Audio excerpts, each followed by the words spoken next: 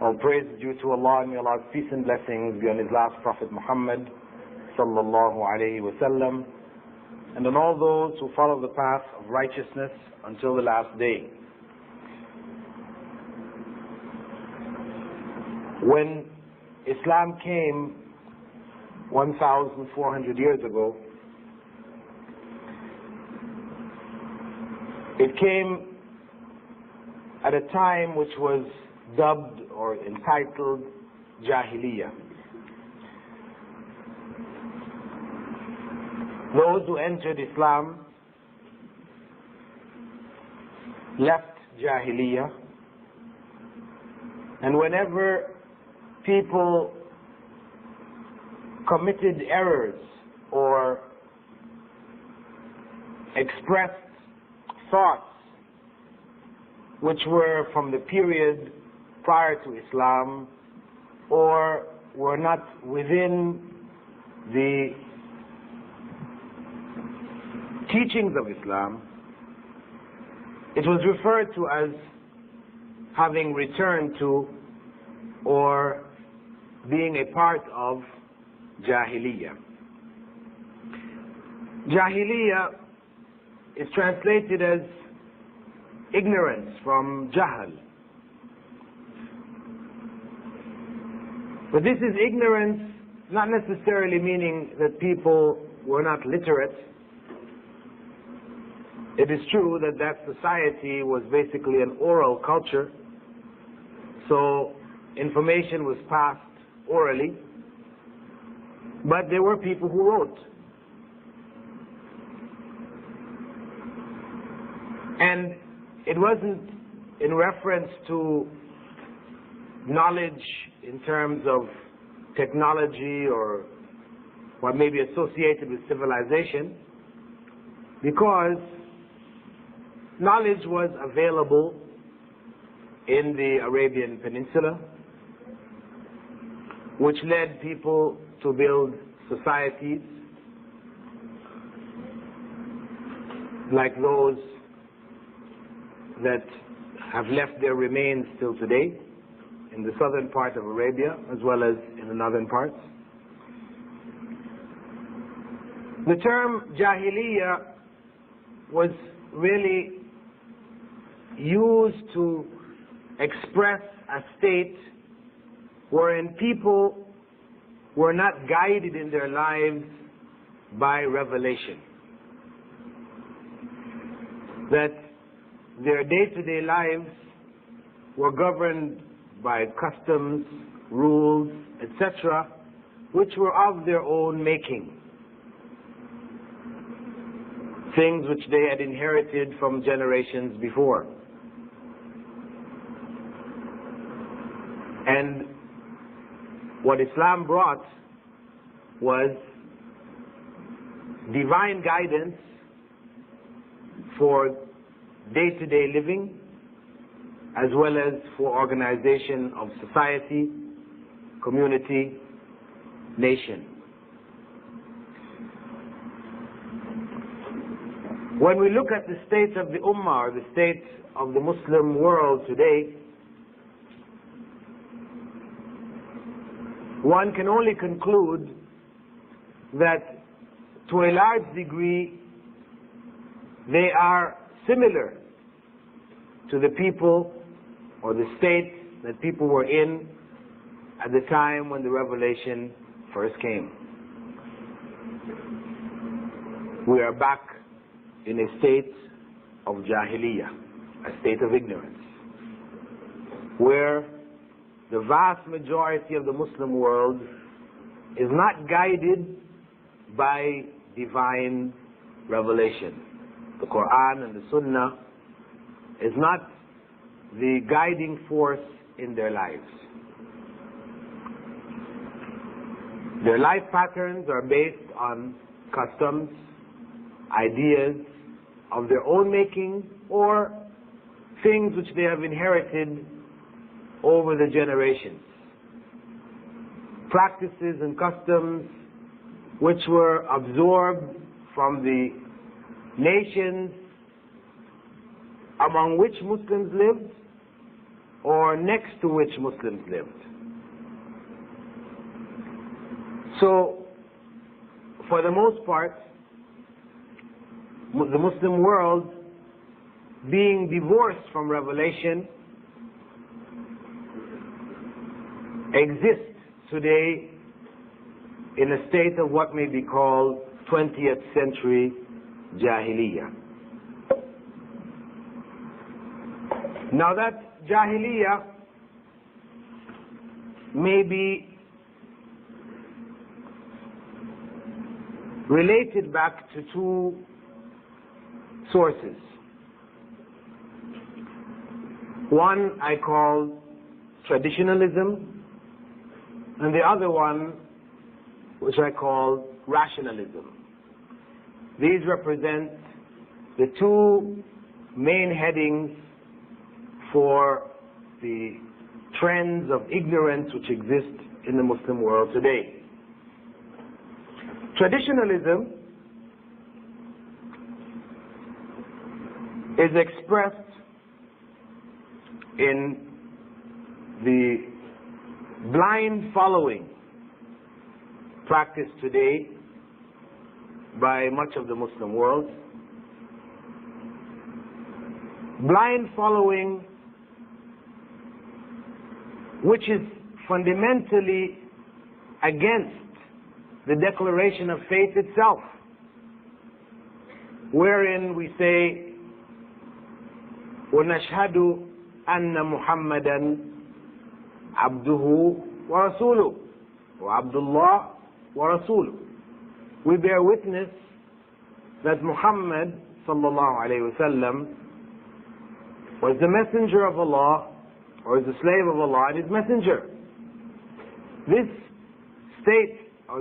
statement, this declaration that we make, is actually affirming that we will not blindly follow any human being except Rasulullah sallallahu alaihi wasallam.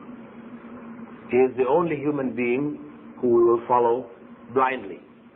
Blindly meaning, he tells us to do something, we do it. He tells us not to do something, we don't do it. Whether we understand why, or we do understand why, we just trust that what he has told us is from Allah, and we do it. If we find out the reasoning behind it, that helps us to understand the commandment, and helps us to be more consistent in applying it, alhamdulillah. But if we don't find out, it still doesn't stop us from practicing it until we find out. This is what we mean by blind following. Because Allah said in the Qur'an, مَن يُطِعِ الرَّسُولِ فَقَدْ أَطَاعَ اللَّهِ. Whoever obeys the messenger has obeyed Allah. And this cannot be said for anyone else. No other human being can we say obeying him or obeying her is obeying Allah. If what they tell us is already in the Qur'an and Sunnah and they're just reminding us of it, well, yes, obeying what they have reminded us of is obeying Allah. But if they tell us things from their own minds, from their own interpretations, their own expressions, and we can't find it in the Qur'an and Sunnah, obeying them is not obeying Allah. So, that declaration of faith confirms for us that blind following should only take place with regard to the teachings of Prophet Muhammad sallallahu alaihi wasallam. However, what we find in the Muslim world today is that blind following, what they call taqleed al-a'ma, is widespread, deep-rooted. So much so that if a person were to come to the masses of Muslims and try to introduce to them revelation, Allah said this, and you all are doing that. You go down to one of the shrines in India or Pakistan or Egypt, other parts of the Muslim world, where people are there at graves, making tawaf around the graves of human beings, sacrificing at these graves, praying to the graves, the people of the dead in the graves. And you try to show them, verses from the Qur'an where Allah has prohibited such practices, or relate to them things from the Sunnah where Prophet Muhammad ﷺ has prohibited the building of structures over the graves and all these kind of things. You will be rebuked as an apostate,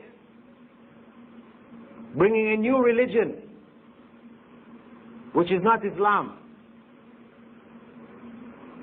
They will tell you that what our parents have been doing all these generations, do you think that our parents were wrong? You know better than our parents, our grandparents, all these people. No. Will not accept it. And you will find a number of verses in the Qur'an wherein Allah subhanahu wa ta'ala quotes the pagans' response when Prophet Muhammad ﷺ called them to the worship of Allah. Surah Al-Ma'idah, for example, verse 104. وَإِذَا قِيلَ لَهُمْ تَعَالَوْا إِلَى مَا أَنزَلَ اللَّهُ وَإِلَى الرَّسُولِ. And if you say to them, come to what Allah and His Messenger, what Allah has revealed, and to what the Messenger has brought, قَالُوا حَسْبُنَا مَا وَجَدْنَا عَلَيْهِ آبَاءَنَا. It is sufficient for us what we found our foreparents doing. This is their response. أَوَلَوْ كَانَ آبَاؤُهُمْ لَا يَعْقِلُونَ شَيْئًا وَلَا يَهْتَدُونَ. Allah goes on to say, even though their foreparents understood nothing and were not rightly guided, though the foreparents were in a state of ignorance of revelation, they didn't understand what revelation was, so they weren't rightly guided. It's a rhetorical statement. This is the state.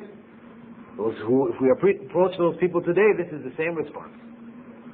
We are satisfied with what we are doing.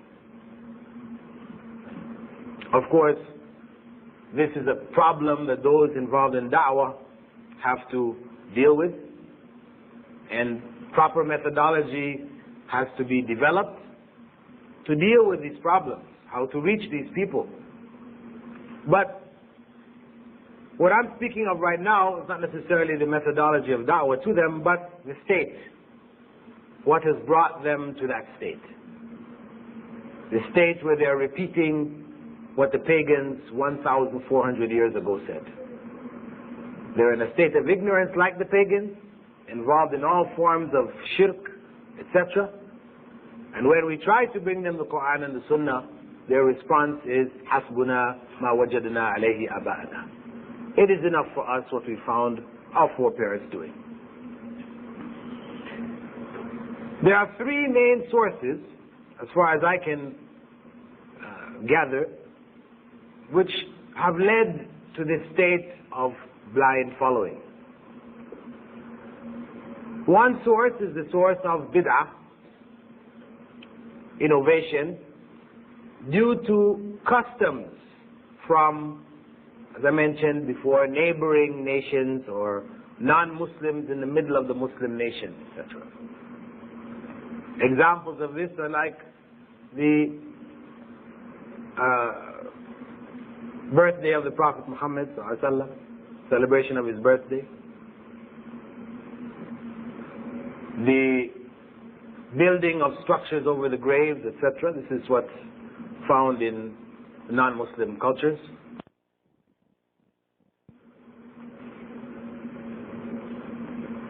The practice, for example, in India and Pakistan of giving mahar not by the man to the woman, but by the woman to the man.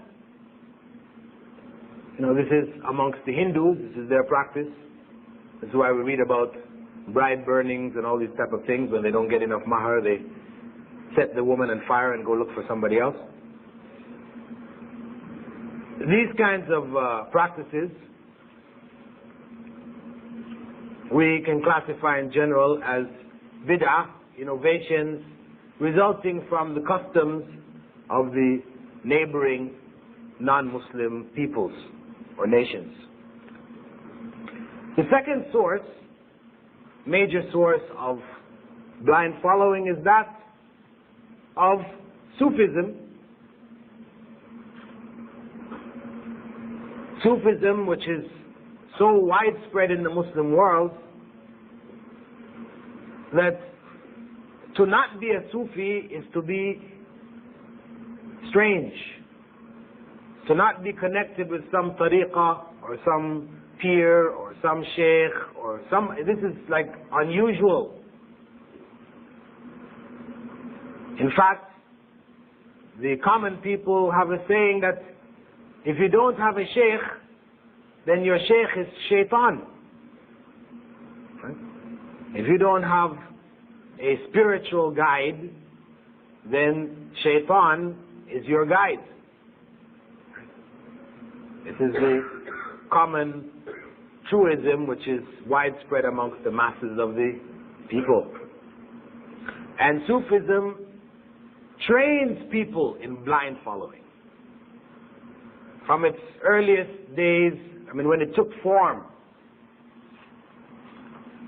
as Sufism that we know today, because there are many people who are referred to as being the early Sufis. If we were to believe them, you see, when you look at the Sufi chain of authority, they will start with Rasulullah sallallahu astaghfirullah. They will say he's the first Sufi. See, and then the next was Abu Bakr. How is that?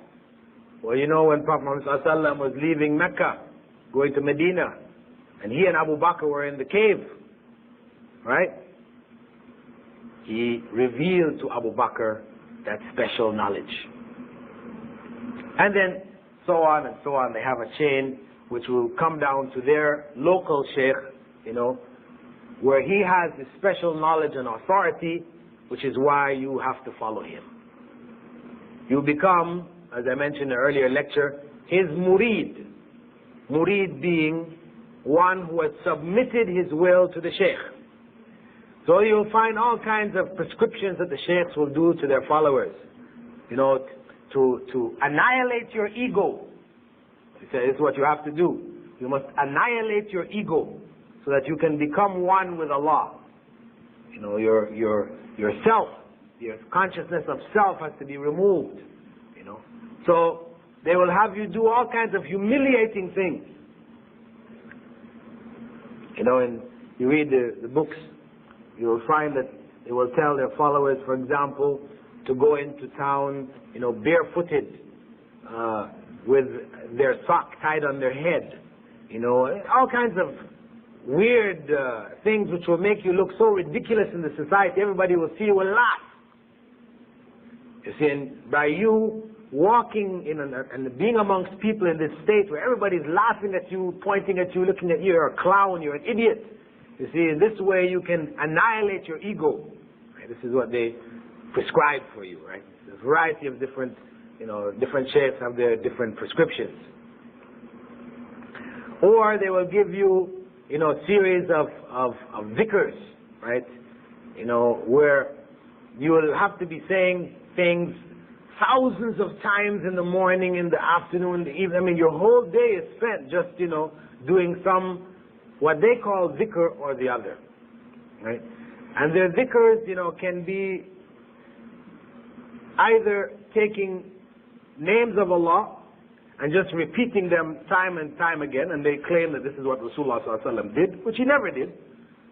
If you read any dua or any prescription given by Prophet Muhammad ﷺ, it was always in the form of a sentence, a statement, not a word. Just as when we try to communicate with other human beings, right? You're calling on Muhammad to give you a hand, You have a job you're trying to do and you're calling on him to give you a hand. Help me. Give me a hand here. You don't turn to Muhammad and just say, Muhammad, Muhammad, Muhammad, Muhammad, Muhammad, Muhammad. No. People, if you just turn to somebody did that, they would call the ambulance for you to take you to the mental hospital. Right? You know, any thinking person will know this is, you don't communicate this way, you know. Or if it is help that you need, you don't turn to them and just say, help, help, help, help, help. What help? It's nonsensical. Nobody communicates in this manner. But this is what they have people addressing Allah in this fashion.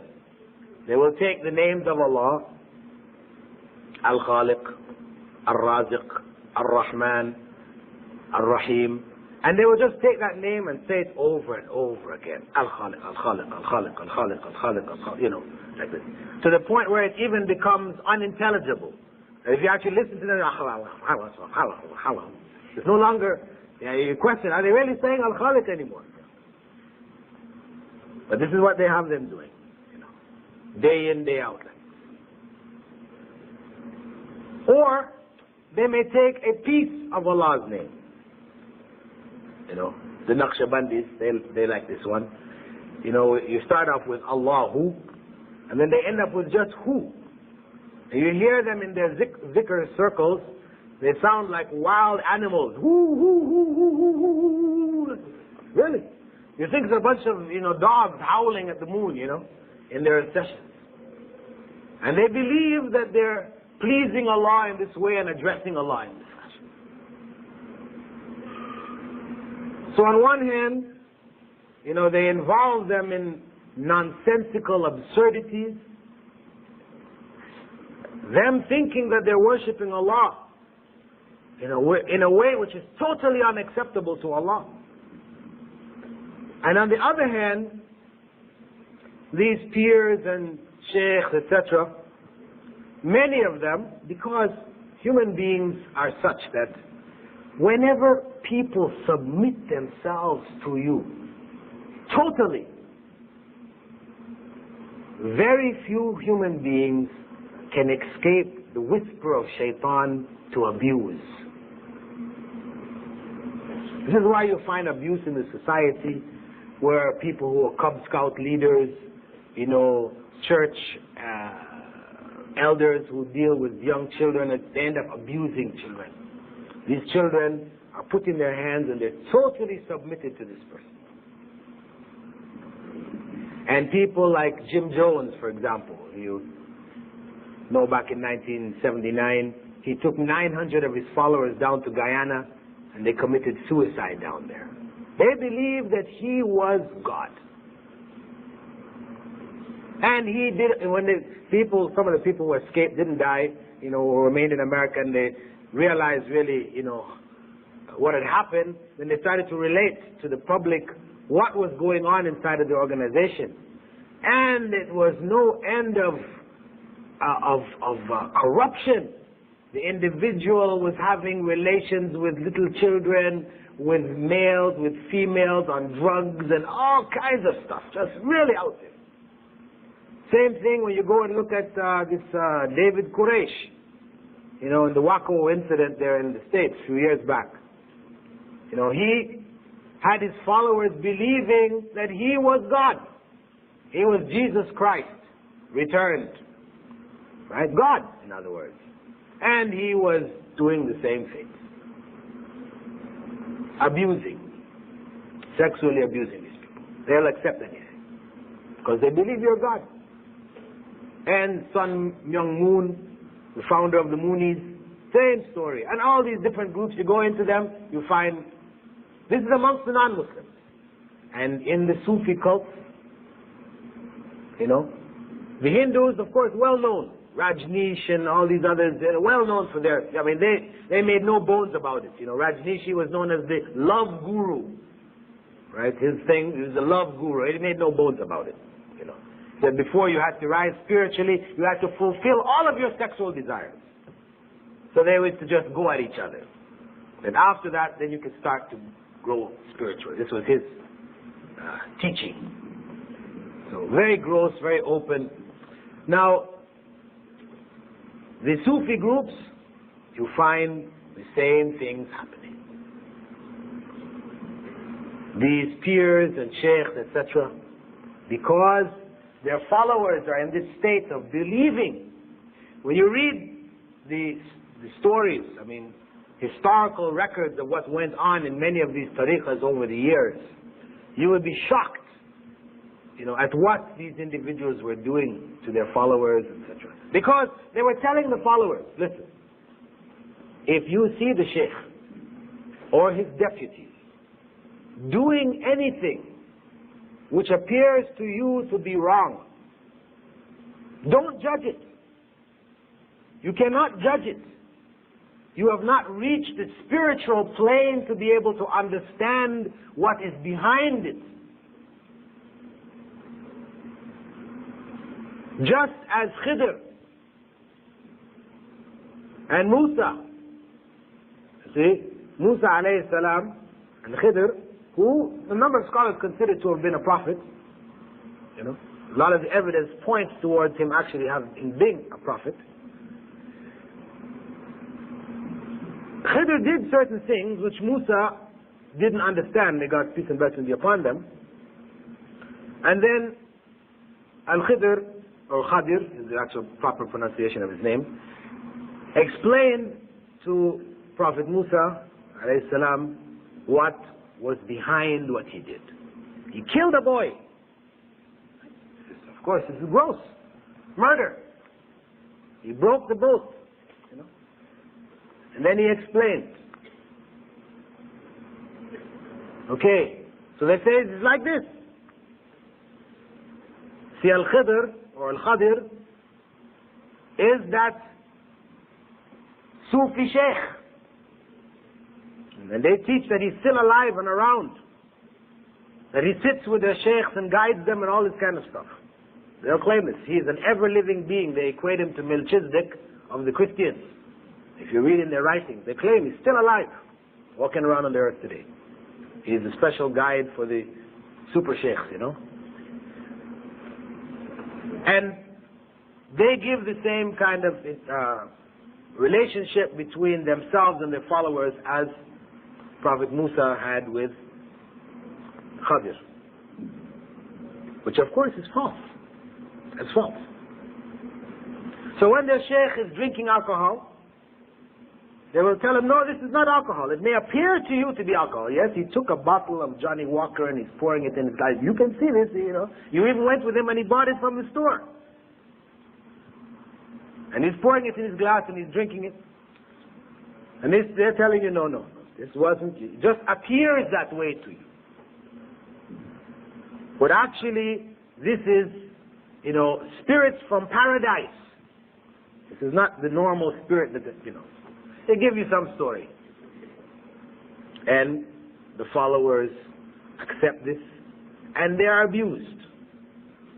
They're abused all around the world. Actually, when I was in England last year, they did a special on peers in England.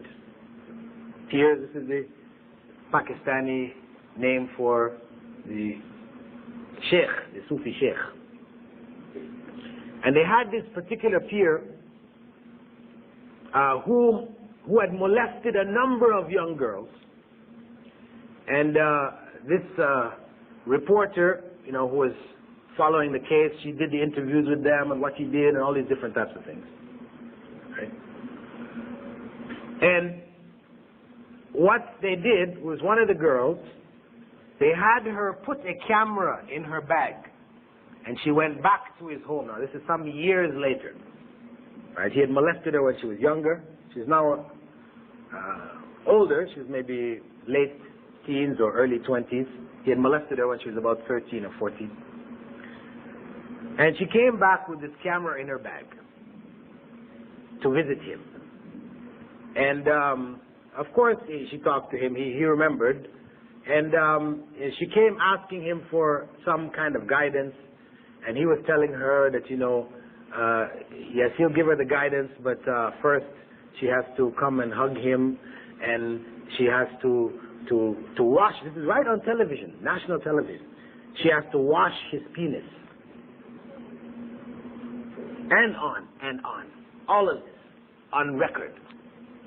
Then the interview, the female reporter, she comes back.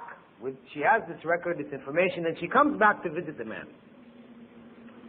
And a taped interview, she's asking him, about these accusations against him. And he's saying, no, me, I'm 70 years old, maybe 70 years old. How? I'm just worshipping. They have pictures of him making sujood and making his prayers and beads and, everything. And me, I'm just a simple man. I'm only trying to help people and, And of course, everybody's watching this on national television, And he said, listen, if you want, I will swear by the Qur'an. He takes the Qur'an, he puts it down, by Allah, I never did this.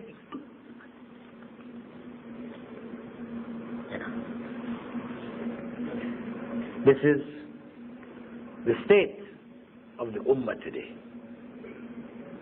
due to Sufism. The third major area of blind following is that of madhabism, where people have inherited different schools of Islamic law. Hanafi, Shafi'i, Hanbali, and Maliki. And those of us that have been exposed to the madhab approach to Islam, we are instructed, like the Sufis, everybody must follow a madhab. If you don't have an imam, then your imam is shaitan. Same thing. You hear the same story being echoed. If you don't have an imam, your imam is shaitan. You must follow a madhab.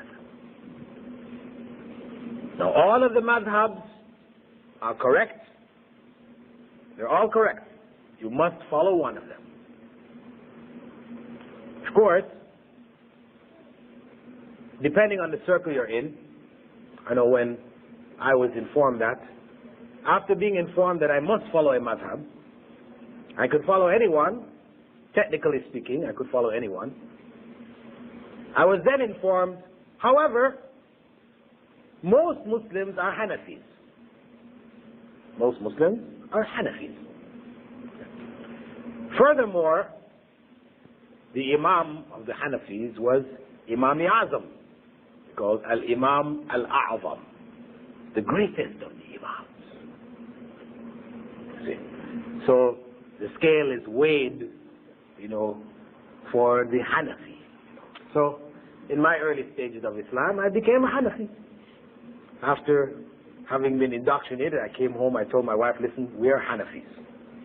From here on in, we are Hanafis. Right? And, what comes along with it is that we were taught there is a special prayer for women. The prayer for women is different from the prayer for men.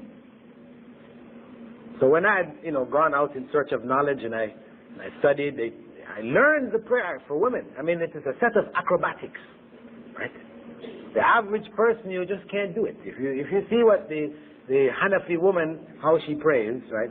If she's praying according to their teachings properly, going into the different positions is acrobatics, right? But I learned it so I could go home and teach my wife, how to pray properly, the Hanafi way. And of course, later on, now when I studied, I came to realize that almost everything they were teaching on this prayer was forbidden by Rasulullah. Almost every action of the prayer was forbidden. Things which he said, don't do this, don't do that, don't do the other, they do it. Elbows on the ground, chest on your thighs, all the different things. Not bending your back, 45 degrees, but stand, everything, all of the different things were the things which the Prophet ﷺ forbid. And we know the consequences of madhab fanaticism in the past. It reached a stage after the fall of Baghdad in the 13th century, 1258 onwards, it reached a stage where Muslim judges had the right to punish anyone who transferred from one madhab to another. That was considered a crime. It was ruled in the Hanafi madhab that it was not permissible for a Hanafi female to marry a Shafi'i male. Masjids had 2 and up to 4 different mihrabs. Till today you can go to Syria and find masjids like that, with 2 mihrabs, 3, 4 mihrabs. 1 mihrab for the Hanafis, 1 for the Shafis. This is the main 2. Around the Kaaba, there were special prayer places. If you look at the old pictures of the Kaaba, you'll see structures looking like little houses, you know, without walls. You have the roof and sort of the pillars. 4 of them set around the Kaaba. These were called the maqams. You had a maqam Hanafi, maqam Shafi'i, maqam Hanbali, and maqam Maliki, the one I left out. And when the time for prayer came, the Hanafi Imam, he would get up, Iqamah is made, and all the Hanafis who were making tawaf, who were in the masjid, they would line up behind him, and they'd make the salah. When they are finished, then the Shafi'i Imam would get up, make Iqamah, and all of the Shafi'is who were in the masjid would line up behind him and pray. So they had 4 different salahs going on around the Kaaba. This carried on all the way up until the mid-20s, 70 years ago. Up until 70 years ago, this was the order of the day.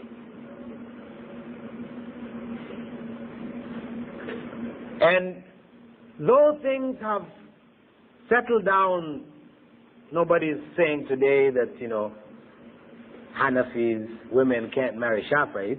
We don't hear that anymore. And around the Kaaba, we just have 1 salah, alhamdulillah.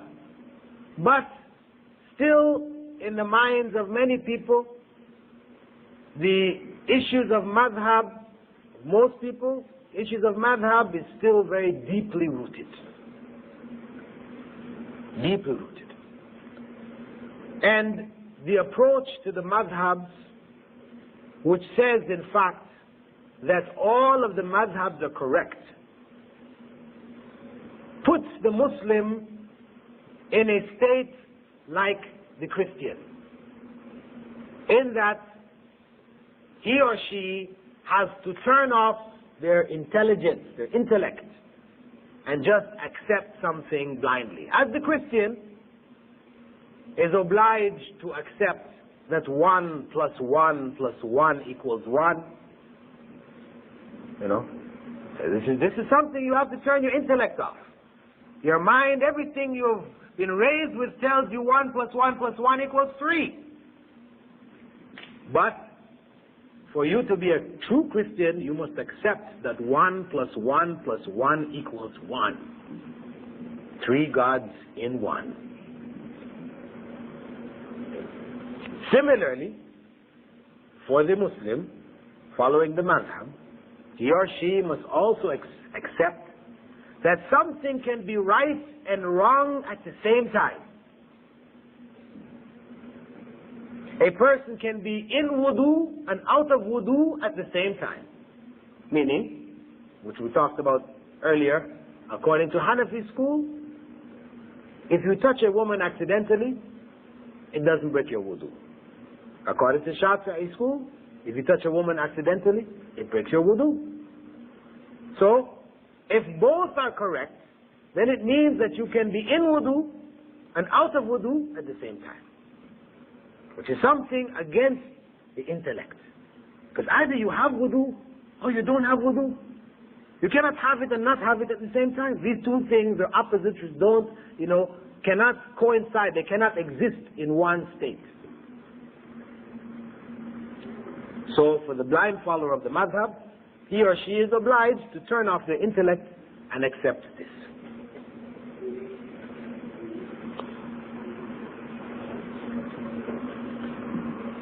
Related to all of this, because with people practicing Islam blindly in this fashion, they are in fact cut off from the sources of Islam.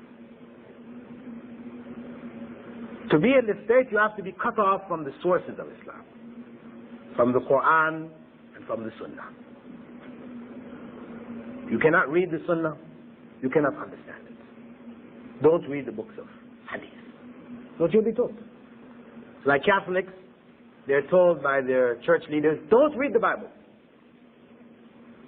They're only supposed to take what is given to them by the church leaders. They're told not to read the Bible by themselves. If they do, they'll deviate. So we're told, don't read Hadith. And in the end, we're told, don't read Qur'an. Because we are instructed to read the Qur'an ritualistically, only reciting the text, not being concerned with what is within the text, what Allah is actually saying to us. So you will find people, back in their home country, young children, they learn Qur'an. They have ceremonies, Khatm al-Qur'an, and this child has the Qur'an. Yet today, you will find them in society in the West doing all kinds of corruption. But they did Khatm al-Qur'an when they were children, when they were young. Because that Qur'an has no effect on them. And the Qur'an is the magical charm. If you want to find a name for your child, the Qur'an becomes the book to find the name in. What you do is you take the Qur'an, you just pop it open, close your eyes, put your finger. Whatever word your finger comes on, okay. So you'll find Muslims called Bismillah today. Yeah, I met Muslims with this name, Bismillah. I met some sisters. One was named Namal, and the other one was named Nahl, right? Namal means the ants, right? The chapter of the ants. And Nahl, the bee. One's called ant, and the other one's called bee. Yeah. This method, what is happening to Muslims? If you want to know what to do, we have Salat al-Istikhara. But many people, they don't use Salat al-Istikhara at all. What they do instead, again, you open the Qur'an and you go down so many lines. They may have a book which tells you what to do. When you open the Qur'an at random, you go down 3 lines, go over 4 words, and the first letter or the third letter of that word, now you take it back to your chart, and this will tell you what. If you had a lam, lam means you should do this thing, and it's better not to do it. Or if you have meme, it means this. Yeah, people using the Qur'an like this. You see, the Chinese, they have this book called the I Ching. Same thing. They throw sticks, and depending on how the sticks fall, they open up a book which tells them the sticks fall this way or that way. It means this, it means that. They're doing the same thing. Or even Salat al-Istikhara. Right? People turn Salat al-Istikhara into a crystal ball. Right? The crystal ball of the fortune tellers. After you make your Salat al-Istikhara, you're waiting for a dream. What comes in your dreams is going to tell you what to do. So that night, after your Istikhara, you found no dream, you try again tomorrow. And the day after, you may do 10, 15 Istikharas till you get the dream to tell you what to do. Prophet Muhammad never said anything about dream. But for the mass of Muslims today, the answer for Istikhara is the dream. And Istikhara is something where, for example, if my son wants to do something, I will make Istikhara for him.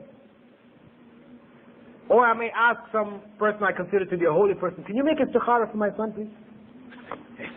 This is totally at variance with what the Prophet Muhammad taught. This is not Salat al-Istikhara. What people are doing today is not Salat al-Istikhara. Salat al-Istikhara is when a person has decided upon something.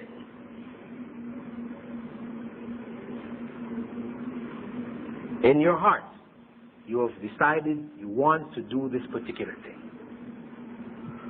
You make your 2 rak'at and you ask Allah, based on His knowledge of all things and His power over all things, if this decision of mine is good for me in this life and the next, then make it easy for me to do this. Make it straightforward, very reasonable, very logical. It's not, you don't know what to do. You have things in front of you, you don't know which one should I do. You go and make istikhara. No. The dua is not to deal with that circumstance. You must first check out the circumstance, weigh the pros and cons of the different ones, and then the one you see to be the best one that you now favor, that you want to do, this is the one that you go and ask Allah, is this the best decision for me? If it is, make it easy for me. If it is not, make it difficult for me. This is the proper methodology for istikhara. But, as I said, due to the situation amongst Muslims today, where the religion has become a set of amulets and spells and fortune telling and everything else, we are truly in a state of Jahiliyyah. On the other hand, we have a state of ignorance being produced by the rationalists. Actually, time is running out. We started late, and I think you all were supposed to start a break sometime around now. A short break. But if you prefer me to continue, I'll continue.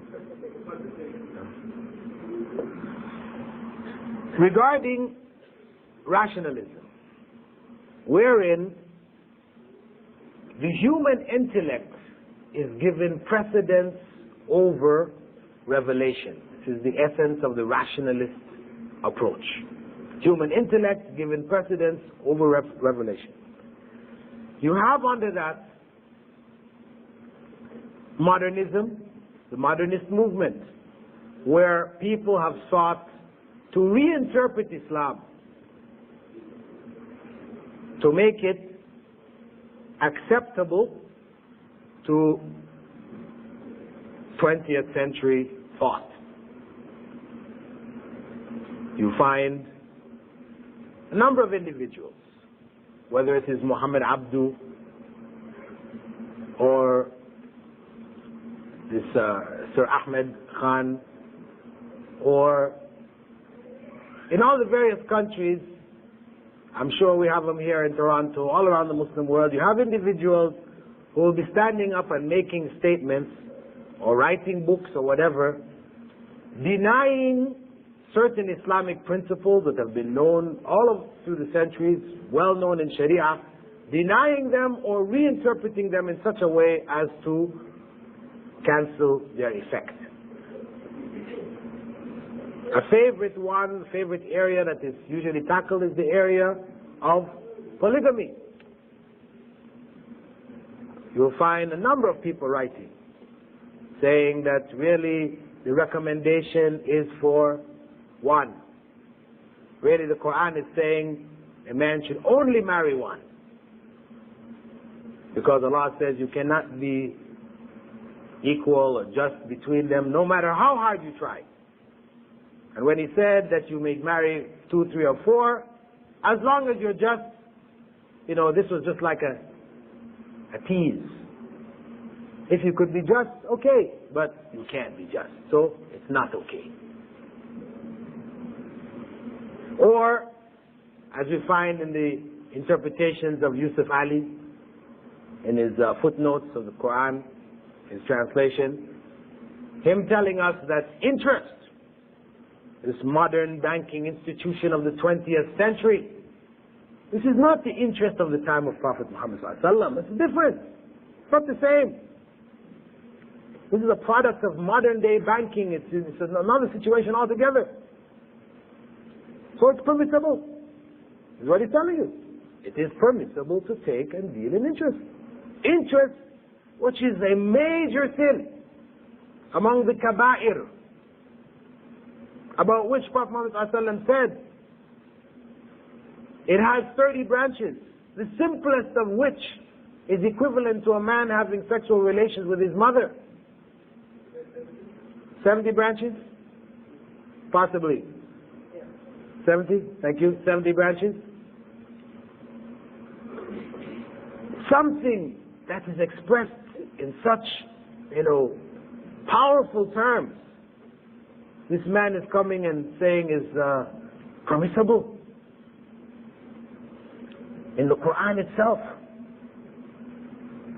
This is part of the modernist approach. We also find an extension of it in the secular governments running Muslim countries today, where they have relegated the implementation of Islamic law to family areas, which they have modified also. And for the vast majority of the laws of the country, they will depend on British, French, German law, defending that the other laws, the Islamic laws, are not applicable today. They may not say that in so many words, but that is the understanding that is behind their statements. So Muslims will suffer as a result. Many things are permitted in Muslim lands today which are unthinkable in the time of the Prophet Muhammad ﷺ and the generations which came after them. Alcohol is produced in Muslim countries. Prostitution is found in capitals of Muslim countries. All of the major sins are openly practiced.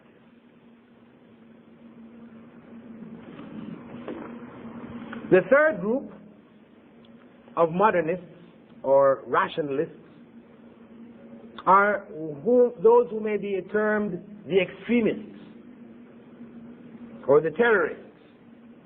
Now, extremism and terrorism is a term used by the West to apply to anyone who wants to practice Islam. So I'm not talking about it in that sense. Fundamentalist. You want to be ruled by Islamic law. You want, Islam to be the governing force in your life.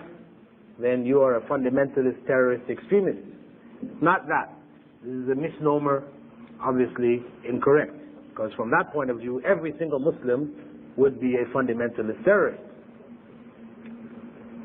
I'm talking about those who have gone beyond the bounds of the Sharia. Sometimes with good intentions. Good intentions to change the existing state of affairs. They have taken the principle by any means necessary to its logical conclusion. And their banner is takfir.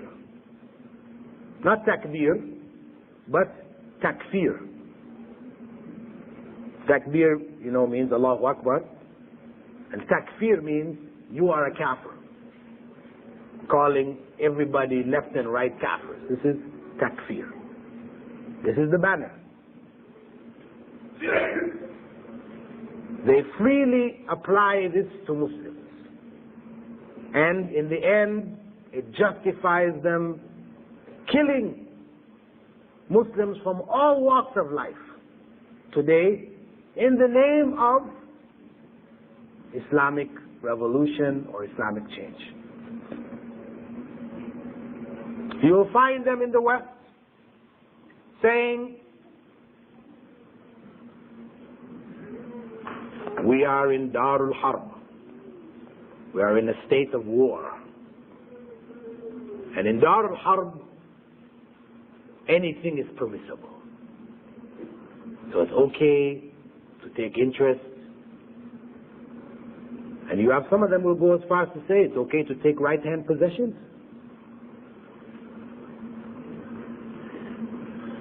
And all the other things, robbing banks, and you have a whole group of young people in jail in New York City today, between the ages of 18 and 22,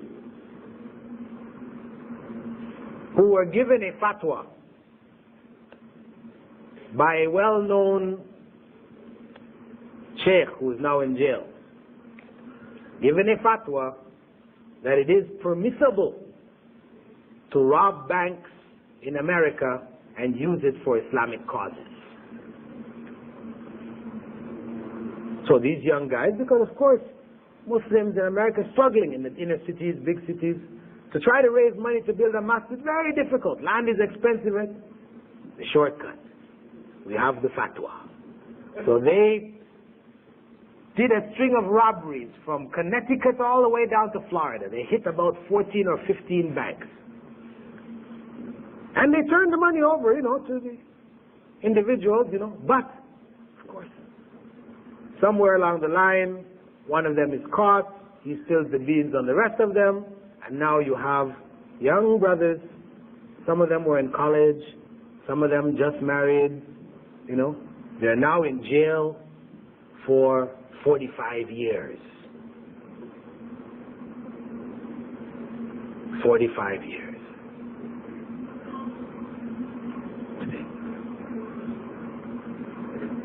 This is part of the ignorance under which we are suffering. Because we don't have patience. Islamic work is not something which will produce results necessarily tomorrow, in front of our eyes, in our generation. This is with Allah. Our job is to plant the seed. When Allah destines for it to grow, it will grow. And Allah will not hold us to account whether it grew or it didn't grow, but whether we planted the seed. This is what we need to come to grips with, and to be patient with the efforts to establish Islam, to propagate Islam. So, in summary, we are in a state of Jahiliyyah today because of a trend of traditionalism which has resulted in bid'ah or religious innovations widespread amongst the ummah, taking many into shirk and consequently to hell. Sufism, destroying the human's will to distinguish between good and evil, permitting all kinds of corruption. Madhabism, splitting up the ummah, leading to unnecessary confrontations and an overall divorce from the Qur'an and the Sunnah. And on the other hand, modernism, extremism and secularism, expressions of the rationalist approach, where people use their minds and judge the Qur'an and Sunnah, taking from it what they want and rejecting what they don't want. This is exemplified in that book known as the Bible, the Qur'an and Science, which we distribute quite frequently amongst non-Muslims, etc. The first part of the book is good. 90% of the book is excellent. Comparison, etc. Though there are some errors in it, generally excellent. However, the last 10% of the book is a frontal attack on the Sunnah. This man, who in the first part of the book talked about how the Qur'an is perfectly in tune with science and this, because from Allah, perfectly clear. Then in the last part, the last 10% of the book, he starts to attack the Sunnah. He takes authentic hadith out of Sahih Bukhari, like the hadith of the fly. And for him, this is evidence that you cannot trust the Sunnah. The hadith of the fly, we know, is that Prophet Muhammad said, if a fly drops in the drink of any one of you, you dunk him in, throw him out, and drink. Because under one wing is disease, and under the other wing is the cure. So he can't accept this. He's a medical doctor. As we know, the fly carries disease. Nobody knows about the fly carrying any cures. So this hadith could not be authentic. Not acceptable. This is a rationalist approach. Which of course is faulty. It's faulty. Why? Because if a person just sat and thought, if you were to tell a doctor 100 years ago that taking poison could help people who have heart problems, they would say you're mad. Taking snake poison, for example, snake poison, it stops your heart, affects the nervous system which keeps the heart pumping, stops it, and you die. But today, in Bangladesh and other countries, snakes are farmed, their poison collected, sent to the laboratories in Austria and elsewhere, and extracted from the poison portions which are used for heart patients today. Or, for example, those who work with explosives. Everybody knows what nitroglycerin can do, right? This is one of the early major explosives. Somebody told you, listen, nitroglycerin, a person who has heart problems, is good to take, to drink. They would look at you and laugh. You drink some nitroglycerin, you shake him accidentally, and he blows apart. You're mad. But today, heart patients are given nitroglycerin. So, you see, the fact of the matter that the fact that we cannot determine something today doesn't mean, we don't see the cure which is in the fly, doesn't mean that it doesn't exist. It just means that we have no knowledge of it. That's all. And we know the snake himself has the antidote to his poison. So he has both the poison and the antidote, because if he didn't have the antidote, he would kill himself. Every time he bit some other animal, the poison is released, he swallows it and dies. And there are many plants in nature that are known to carry both harm and the cure for the harm in them. So, proper use of reason would have brought our doctor to his senses and kept him from attacking the Sunnah in the name of reason. And there's a well-known case to me, which I usually quote in this regard, concerning the sleeping on the stomach. We have hadith where Prophet ﷺ said to some of his companions, he caught them lying or sleeping on their stomachs, and he told them, don't sleep on your stomach, because it's a way of sleeping which Allah does not like. So they didn't. Some years back actually, I was asked about this. Why are we not allowed to sleep on our stomachs? And of course, when I was with some groups, they had some explanations, but they were not really suitable. They said, if you sleep on your stomach, and you're traveling on Jamaat, it's easier for you to have a wet dream. I don't know. What about women, Is it the same? So I didn't want to pass that on to anybody. I heard it, but, I just left it where I heard it. So I just told them I didn't know. But shortly after that, I was traveling, and I was flying actually to Guyana. I was in Panama when I was asked that. I was flying to Guyana. And on the plane, the Time magazine issue that I was reading, just happened to be reading, was all about major scientific, medical discoveries and developments in operations on the spinal cord, the spine. They showed all the different techniques that they were using, new techniques, putting steel pins and separating vertebrae and all kinds of things. Fantastic stuff. At the end of it all, after looking at the various problems that require these operations, they had a list of doctors' recommendations. Number one on the list was, don't sleep on your stomach. And they went on to explain why. Because when you sleep on your stomach, the backbone is not supported. It's the heaviest bony structure in your body. It's not supported. What is in front of it is all soft organs. So it sags downward.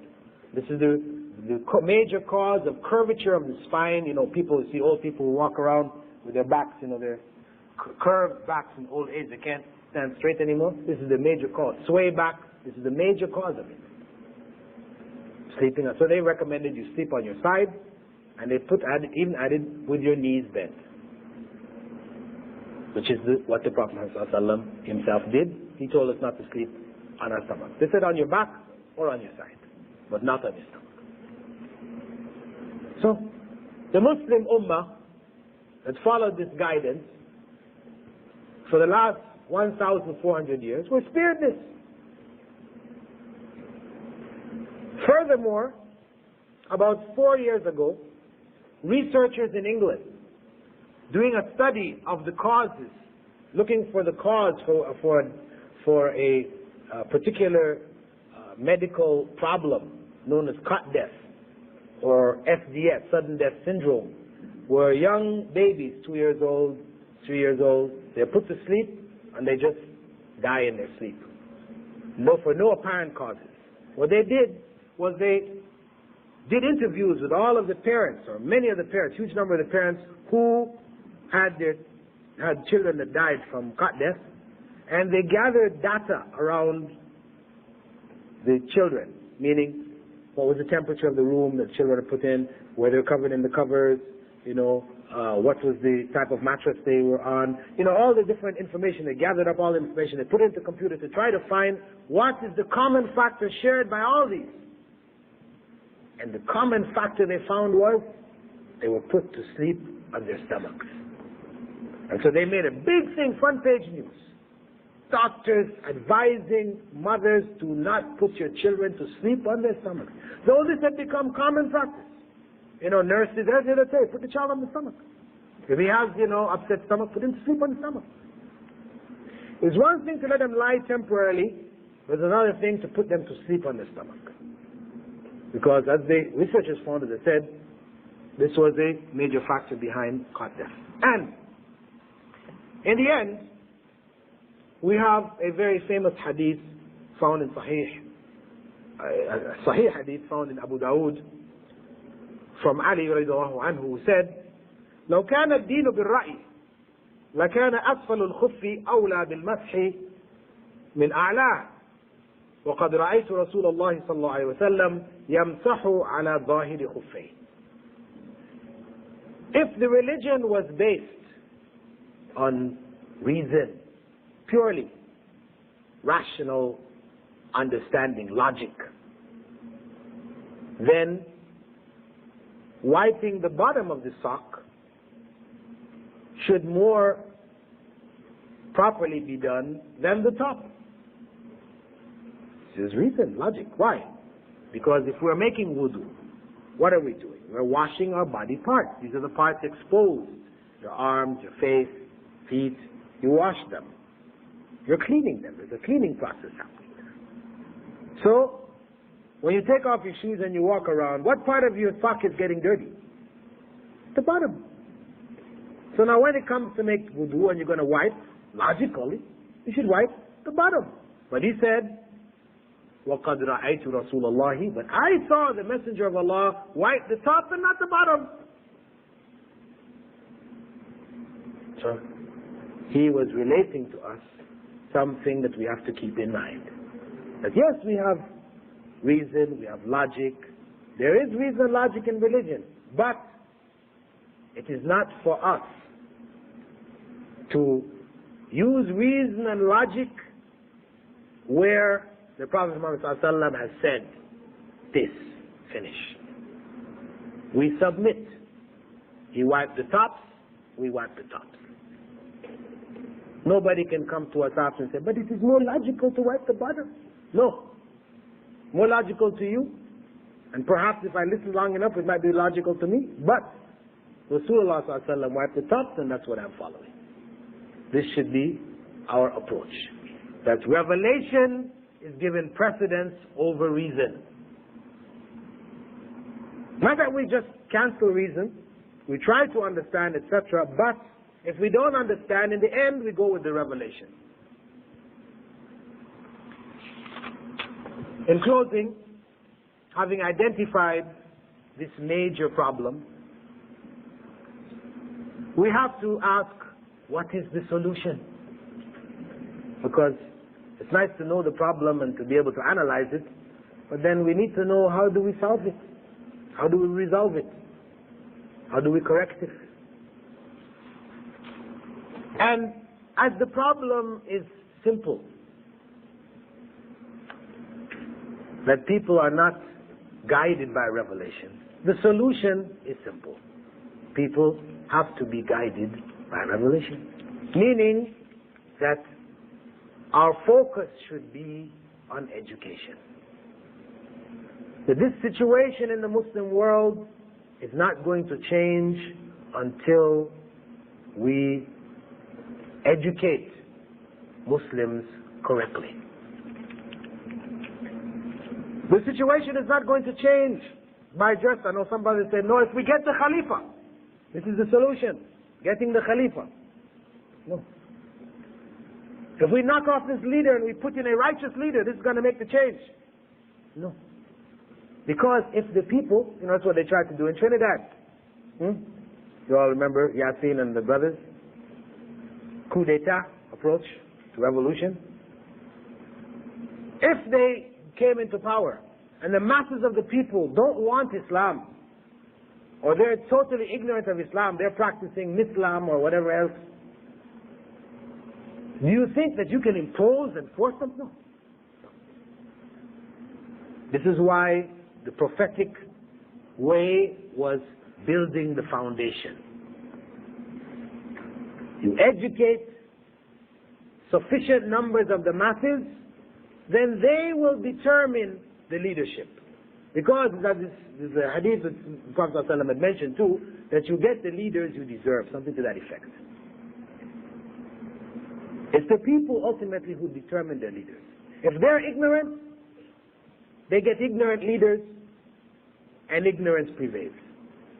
If they become conscious, they become aware of what is required, then they will demand the kind of leadership which they deserve. So it is from the bottom up, not from the top down. This is the correct methodology. And for us, practically speaking here, it means going back to the issues of establishing Muslim schools. Schools here and throughout the Muslim world that combine Islamic education with what we are now calling academic or secular education. In fact, they're one. And we shouldn't look at them as two. Even a school in which you teach mathematics and physics and chemistry and biology, and then you have one period of Islamic studies, Qur'an.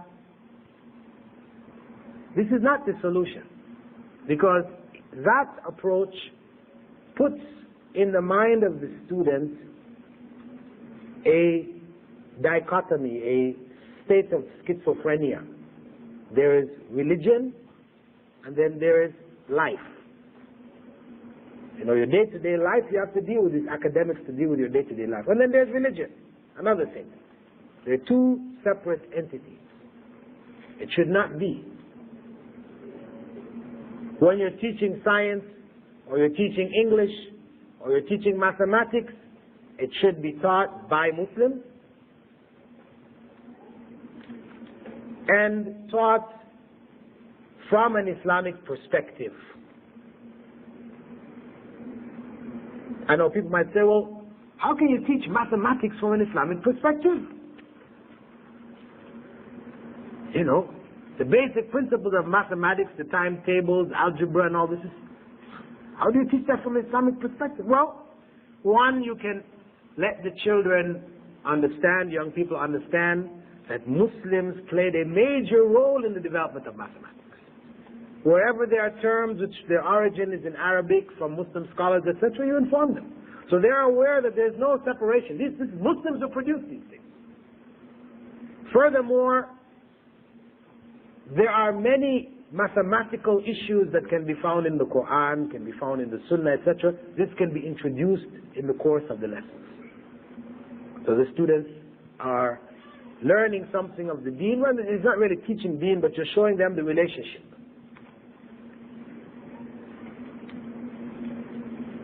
And of course, this is an area which requires, you know, a concerted effort to tackling with each and every subject how this can be done. But believe me, it can be done.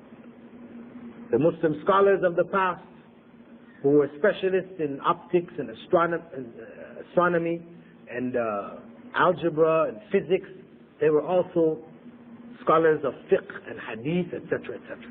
There was no difference. It was all part of the knowledge. What is true of it is from Allah. What is not is from man, from shaitan, rejected.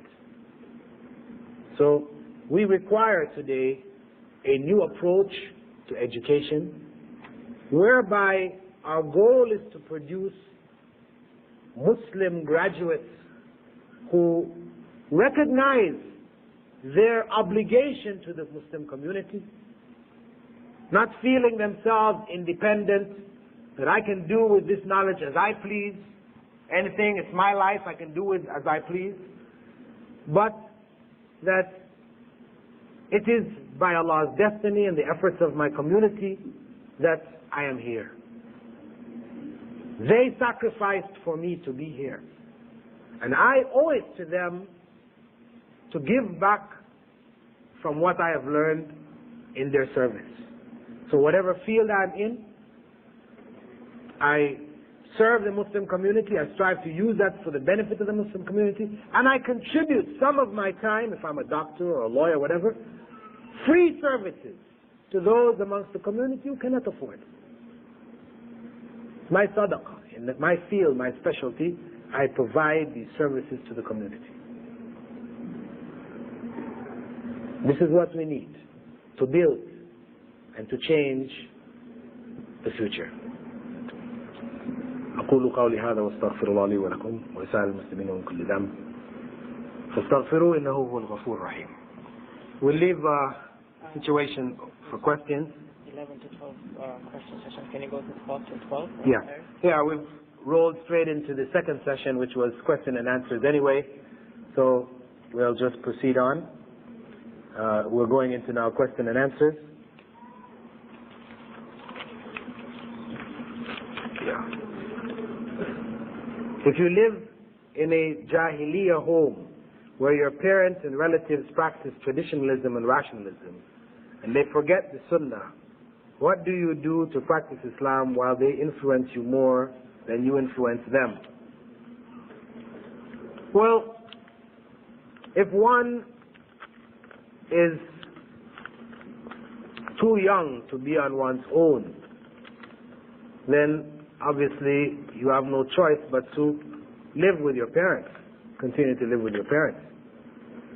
And what you try to do is to spend as much of your time when you're out of the home with people who are aware of proper Islam, trying to practice proper Islam, that you can benefit from your contact with them.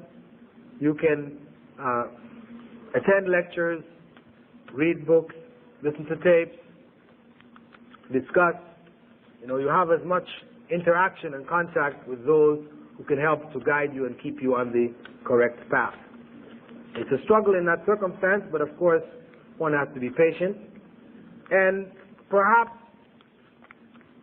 to help in the home circumstance, one may invite some of the older brothers or sisters who may come with their family, whatever, to visit your home, ostensibly to visit you, but really their purpose is to convey proper Islam to your parents, to do it in an indirect way. And of course you're going to need to bring somebody who is tolerant, tolerant in the sense of being able to tolerate, things from your parents which will not set them off, where you don't want to bring somebody in the house who's going to make your situation worse, where they end up in some, verbal battle with your parents, cursing each other out and leaving, and you're in a worse situation than you were before they came.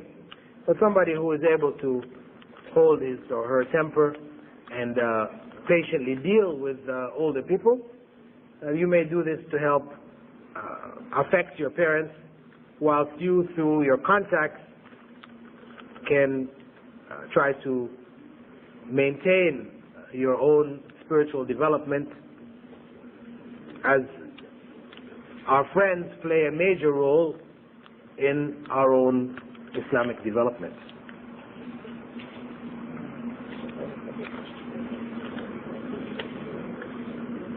This is the third time I'm trying to get this question answered.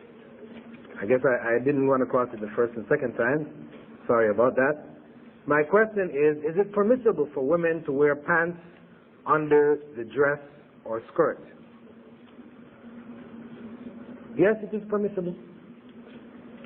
Where can I read something that is sahih about this matter? Because I was told there is a hadith on the subject. Thank you, your sister in Islam. The point is that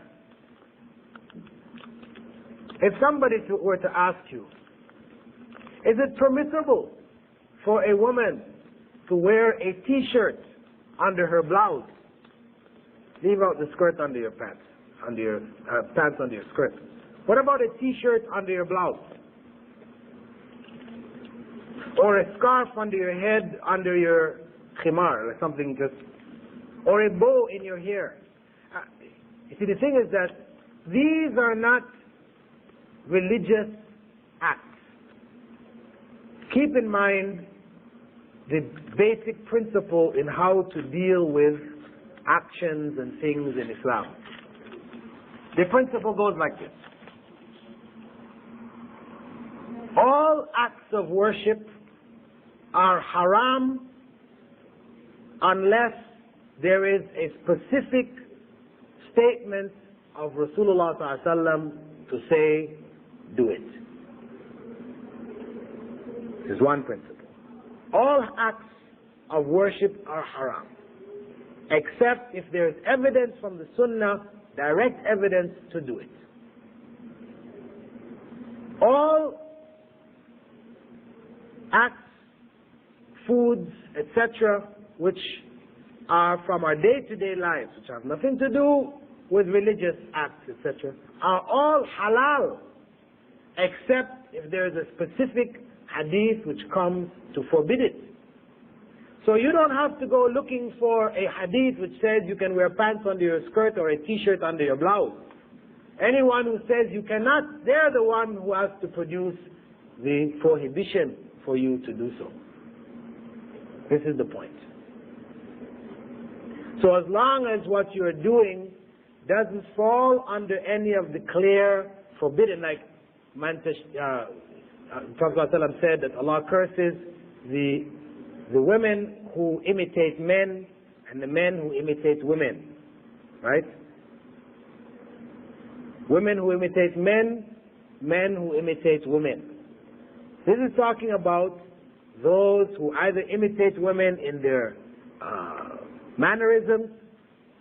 You have some men who become very effeminate in their mannerisms, or women who take on more manly mannerisms deliberately. Because these are the signs of homosexuality and lesbianism. This is forbidden. Or people who we may call transvestites, cross-dressers, right? Like this, what's the guy, Rodman? This basketball player who has his hair colored orange and green and stuff like this. You know, sometimes he comes to into interviews wearing women's dresses. He's called a cross-dresser, right? This kind of behavior is forbidden. So, wearing earrings, for example, you know, this is a woman identified as a woman's means of decoration or ornamentation. For men to wear rings in their ears, specifically, that's in the vast majority of cultures where this is standard for women. For men to go and put rings in their ears, you know, wearing bracelets and necklaces and things like this, which are normally associated with women's dress, this is forbidden. So pants in and of themselves were not specifically designated for men. Today in this society, etc., pants are normally worn by men, but women, there are cuts of pants that are female, identified with female dress.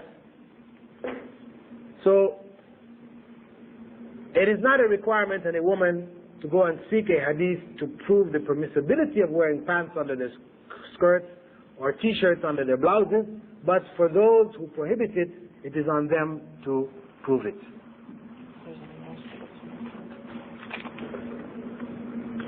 There's an announcement that there is a lecture in Arabic starting in 10 minutes in the cafeteria. For those interested, there's an Arabic lecture starting in 10 minutes in the cafeteria. Is Salafi a madhab?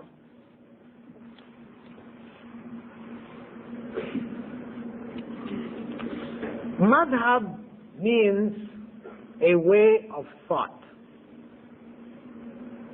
right? Or practice. If we mean that it is a madhab like the Hanafi madhab and the Shafi'i madhab, no, it's not. Imam Abu Hanifa was a Salafi. Imam Malik was a Salafi. Imam Ahmed was a Salafi. And Imam Shafi'i was a Salafi. Salafi, or the term Salafi, only refers to a way of looking at Islam, which was in accordance with the teachings of the Prophet Muhammad ﷺ. That Islam should be understood according to the Qur'an and Sunnah as understood and practiced by the companions of Prophet Muhammad ﷺ and the early generation of Muslim scholars. That's all that Salafi means. So, some people have turned it into a group or a movement. This is the Salafi movement or the Salafi group. But actually this is a mistake, because then we're falling into the same trap of other movements, etc. It's just Islam. There is only Islam. We were called Muslims, as Allah said in the Qur'an about Prophet Abraham. Before we were called Muslims, and this is the name that we were given. The term Salafi may be used to express how one may look at the implementation of Islam, but not representing a group or a movement, etc. It is Islam. We are Muslims. We strive to follow Islam as the early generations of righteous Muslims did, following their methodology, understanding as they understood.